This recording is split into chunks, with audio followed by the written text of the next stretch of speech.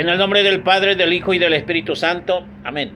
Señor Dios Padre bueno y poderoso, te damos gracias de todo corazón por regalarnos el don maravilloso de la vida. Gracias te damos también por todas las cosas maravillosas que nos dejas sorprender en cada instante. Te pedimos humildemente, Señor, que nos unjas con tu Santo Espíritu para discernir tu palabra, para discernir este documento que ha dejado tu Hijo San Juan Pablo II, para discernir a las nuevas generaciones a través de estos aparatos digitales. Señor, estamos en tus santísimas manos, protegidos con tu sangre preciosa. Que se haga pues tu divina voluntad en nombre del Padre, del Hijo y del Espíritu Santo. Amén. Catequesis del Papa San Juan Pablo II, Teología del Cuerpo. Sección 6, Vocación al matrimonio. Numeral 16, la inocencia, felicidad, pureza del corazón. En la audiencia, una homilía en la audiencia del 30 de enero de 1980. Punto número 1. La realidad del don y del acto de donar, delineada en los primeros capítulos del Génesis como de la creación, confirma que la irradiación del amor es parte íntegramente de este mismo misterio. Solo el amor crea el bien y en definitiva solo puede ser percibido en todas sus dimensiones y perfiles a través de las cosas creadas y sobre todo del hombre. Su presencia es como el resultado final de la hermenéutica, o sea, lo relativo al dios Hermes, conjunto de reglas que permiten determinar el verdadero sentido de las Sagradas Escrituras. El don que aquí estamos realizando,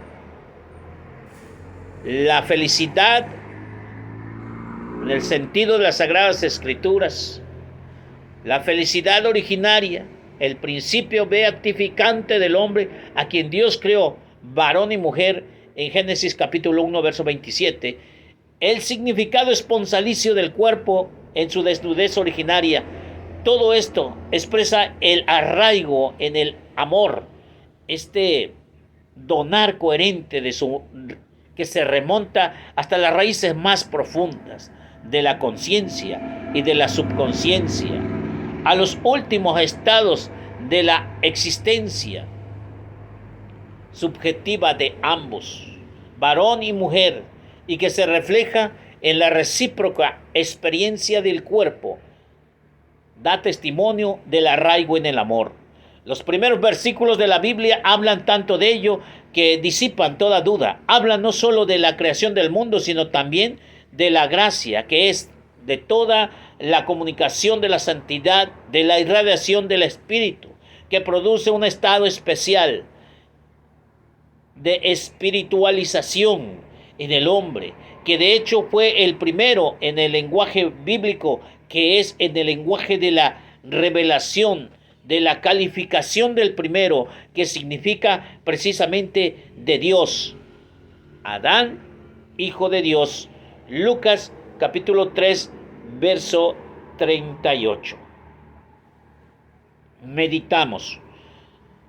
Dice las primeras líneas y me apasiona que solamente Dios, que es en un pleno acto de amor al donarse a sí mismo, como un acto de amor pleno, solamente se percibe en el hombre,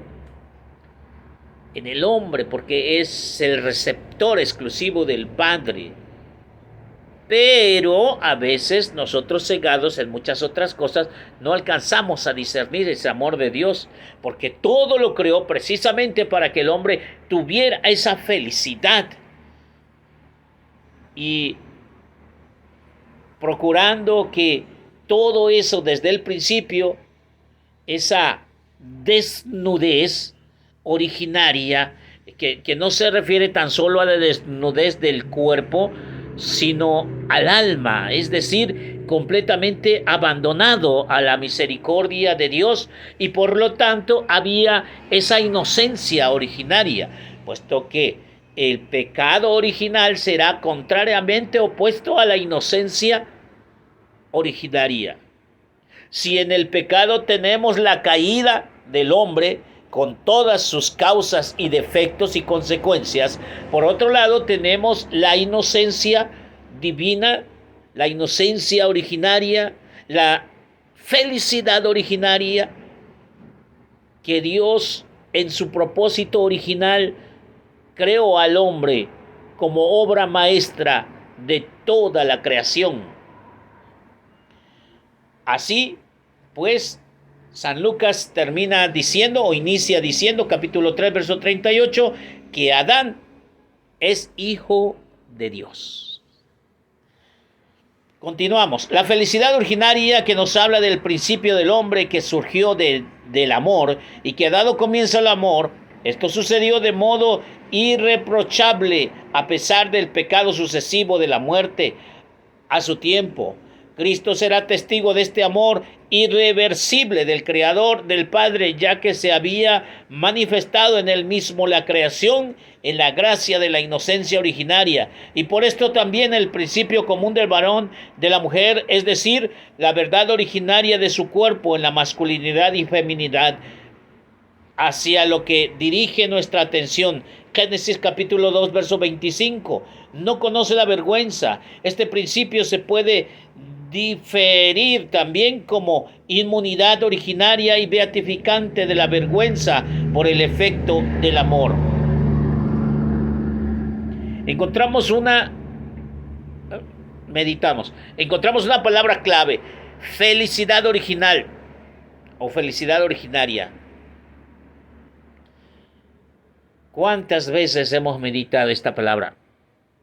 ¿Y cuánto falta por entenderla? La felicidad, como lo menciona Jesús mismo en esto que le llaman Monte de las Bienaventuranzas,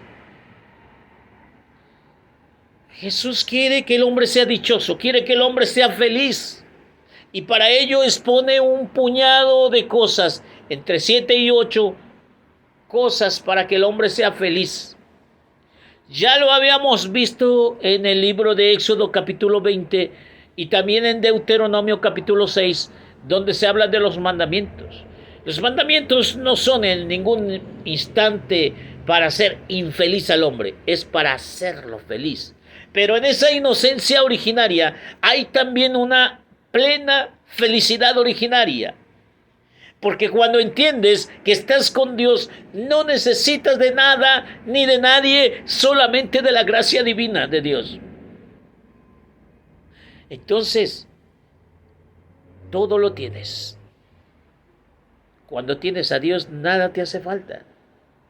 Y en ese estado de felicidad, el hombre puede concebir la idea o la realidad de una vida espiritual plena, lejos de esta vida materialista corrupta que termina y concluye con sufrimiento. Así lo dice José Alfredo: la vida siempre empieza llorando y así llorando se acaba. Pero hay un intermedio, hay un origen que se llama felicidad. Y cuando el hombre busca la felicidad, no en las cosas materiales, sino a través de las cosas espirituales, se va a encontrar con Jesucristo mismo. Ya no tiene que buscar más. El hombre no tiene que buscar más. Está centrado en la felicidad originaria. Ese gozo que se siente al ver al Señor. Nótese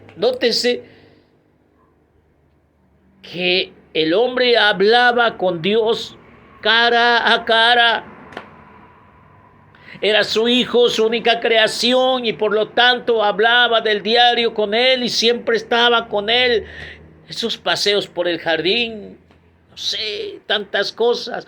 Pero un día de estos se andaba escondiendo. Adán, ¿dónde estás? Aquí estoy, Señor. ¿Por qué te escondes? Que estoy desnudo. Antes estaba desnudo. Antes hablaba con Dios. Antes no se escondía. Inocencia originaria.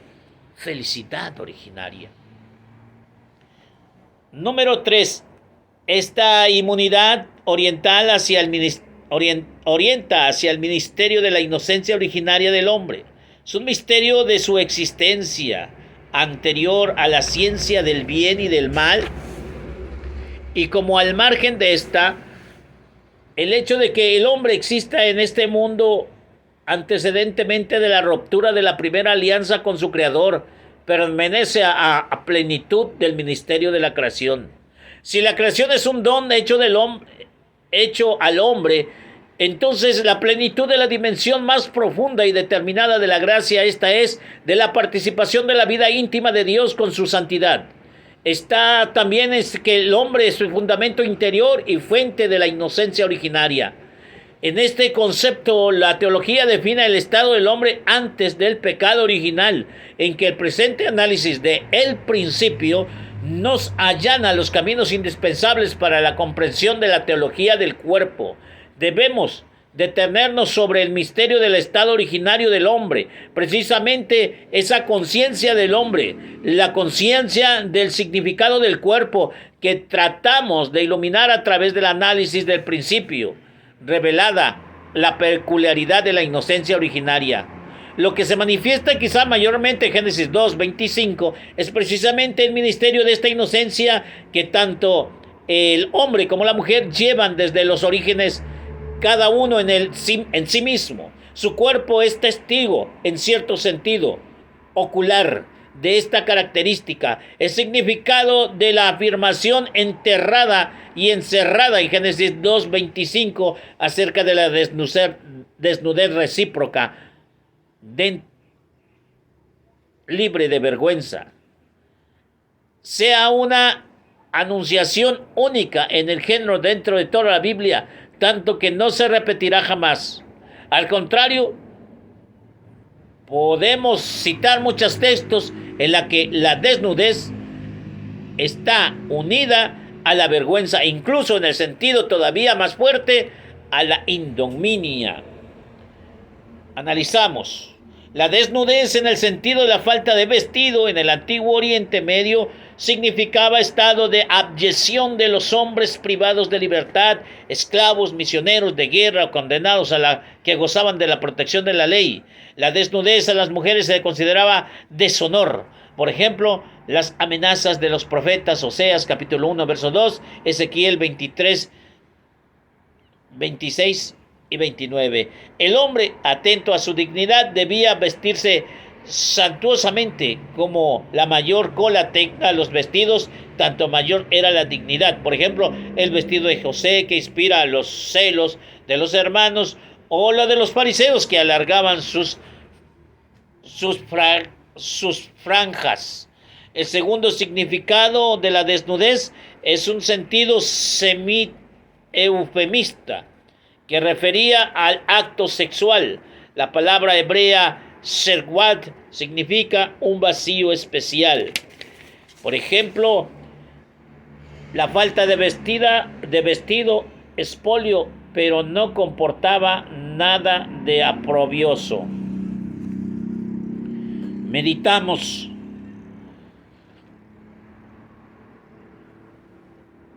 Bueno, la verdad es que al momento en que el hombre queda desnudo, antes, en el sentido original, en la inocencia original, no pasaba nada.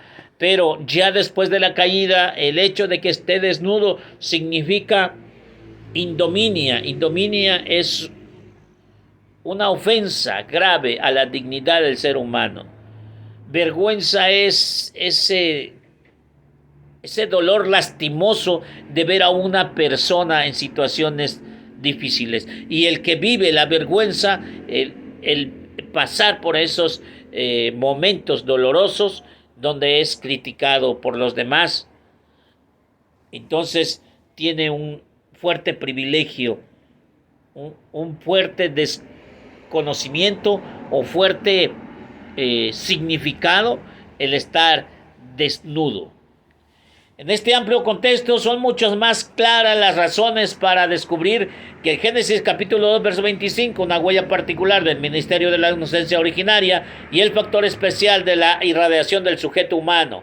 Esta inocencia pertenece a la dimensión de la gracia contenida en el misterio de la creación, es decir, ese misterio que ha hecho que más íntimo al hombre, al corazón humano, que permanece en ambos, varón y mujer. Existe también el principio en la recíproca relación del don desinteresado de sí. Y en esta encerrada la revelación del cumplimiento del significado esponcialicio del cuerpo en su masculinidad y feminidad. Se comprende porque hablamos de esa revelación y a la vez del descubrimiento desde el punto de vista de nuestro análisis. En este esencial que el descubrimiento esponcialicio del cuerpo, o sea, la promesa de unión matrimonial que leemos en el testimonio del libro de Génesis, se realiza a través de la inocencia originaria. Más aún, en ese redescubrimiento que es y revela, lo hace patente. Meditamos.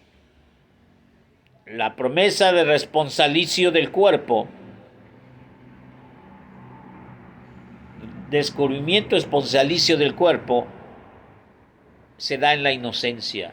La responsabilidad que tienes ante otra persona, el respetar su cuerpo, el respetar como si fuera tu propia carne, se da antes del pecado original.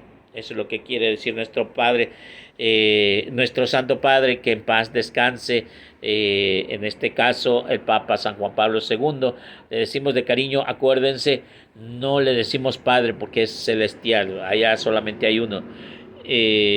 Recordamos como santo con mucho cariño porque es Padre en ejemplos como ahorita, en escritos como estos. Continuamos.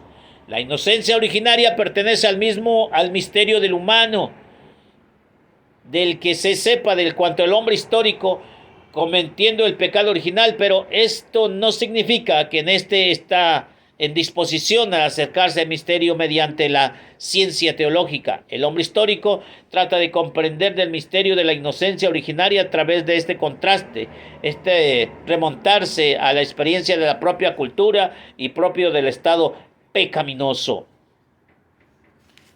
Reflexionamos sobre estado pecaminoso. Leemos Romanos capítulo 7, verso del 4 al 15 y del 17 al 24. Sabemos que la ley es espiritual, pero yo soy carnal, venido del esclavo del pecado, porque no sé lo que hago, pues no pongo por obra lo que quiero, sino lo que aborrezco, eso es lo que hago. Pero entonces yo no soy quien obra esto, sino el pecado que mora en mí. Pues yo sé que no hay en mí esto, en mi carne, solo cosa buena. Porque el querer el bien es para mí, pero al hacerlo no. Y en efecto, no hago el bien que quiero, sino el mal que no quiero. Pero si hago lo que no quiero, ya no soy lo que no lo hace, sino el pecado que habita en mí. Por consiguiente, tengo en mí esta ley, que quiero hacer es el mal que me apaga, porque me deleito en la ley de Dios según al hombre interior, pero siento otra ley en mis miembros que repugna la ley de mi mente y me encadena a la ley del pecado, quien está en mis miembros. Ay, desdichado de mí, ¿quién me liberará del cuerpo de la muerte? Continuamos.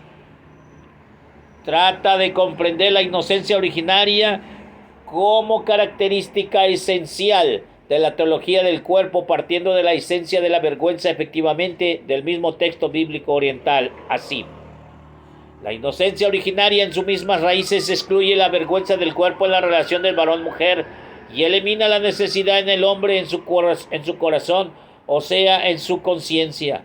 Aunque la conciencia originaria habla sobre todo el don del Creador de la gracia que ha hecho posible al hombre vivir en el sentido de la noción primaria del mundo y en particular el sentido de la noción recíproca del uno y del otro a través de la masculinidad y feminidad en este mundo. Sin embargo, esta inocencia parece referirse ante todo el estado interno humano de la voluntad humana. Al menos directamente en ella está incluida la revelación y descubrimiento de toda la dimensión conciencia de la conciencia, obviamente, ante el conocimiento del bien y del mal. el prisma de nuestro posteriori, o sea, posterior a histórico, tratamos de reconstruir la característica de la inocencia originaria, entendida cual entendido en la expresión recíproca del cuerpo como experiencia de su significado exponencialicio. Puesto que la felicidad y la inocencia están escritas en el marco de la común de las personas, la conciencia beatificante del significado del cuerpo, esto es, del significado exponencialicio de la masculinidad y feminidad humana, está relacionada por inocencia originaria. No pertenece a que no parece que haya interrumpido alguno para entender aquí la inocencia originaria como en particular, que conserva la fidelidad y la felicidad interior del don según el significado responsabilicio del cuerpo. Por consiguiente, la inocencia originaria, concebida así, se manifiesta como un testimonio tranquilo de la conciencia que padece en cualquier experiencia del bien y del mal. Sin embargo, este testimonio sereno de la conciencia es algo mucho más beatificante. Y efectivamente se puede decir que la conciencia del significado exponencialicio del cuerpo en su masculinidad y feminidad se hace beatificante solo por medio del testimonio. Hasta aquí. Quizá me fui un poco rápido leyendo porque era necesario, porque eran muchas cosas que leer. Pero se entiende que la felicidad es un punto intacto que no se perdió con la caída del hombre. Y que Jesús, cuando está dialogando con aquellas personas que quieren repudiar a la mujer y que buscan el divorcio como un documento que lo hizo Moisés, quieren con Jesús también tener una especie de autoridad divina que les diga que sí se puede divorciar. Esto da origen a todo lo que hemos estado analizando por 16 puntos ahora. ¿Cómo es que Jesús le dice a aquellas personas que el hombre no puede repudiar a su mujer porque están unidos en cuerpo y alma? Están unidos. Y explica aquí el Papa San Juan Pablo II sobre desnudez, sobre inocencia, sobre fidelidad, sobre pureza de corazón. Y esa pureza y esa inocencia y esa fidelidad son estados divinos que el hombre no perdió pese a deber muchas consecuencias por haber pecado y haber fallado a Dios. Ciertamente estamos hablando de un hombre histórico. Eso sucedió hace más de 2000 años. Eso sucedió hace más de 15,000 años. Eso sucedió allá con Adán y Eva. Y van a decir muchos, pues eso no me incumbe porque eso ya fue historia. Eso ya es historia.